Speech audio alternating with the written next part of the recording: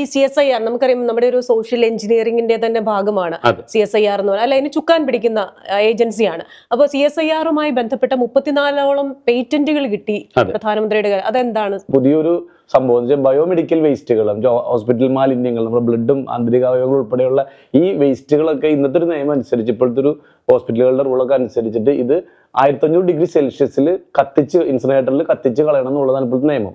ഇതിങ്ങനെയൊക്കെ പറയുന്നുണ്ടെങ്കിലും ഇത് നടപ്പിലാക്കുന്നുണ്ടോ എന്നുള്ളത് വളരെ ചെറിയൊരു ശതമാനം മാത്രമേ നടപ്പിലാവുന്നുള്ളൂ. ബാക്കിയുള്ള വേസ്റ്റുകളെല്ലാം തന്നെ ഇനി കത്തിച്ചാൽ തന്നെ ഇത് അന്തരീക്ഷത്തിൽ ഉണ്ടാക്കുന്ന മലിനീകരണം, മറ്റു ആഗോളതാപന പ്രശ്നങ്ങളൊക്കെ വേറെ ഉണ്ടെങ്കിലും അതുപോലും മര്യാദക്ക് നടക്കുന്നില്ല.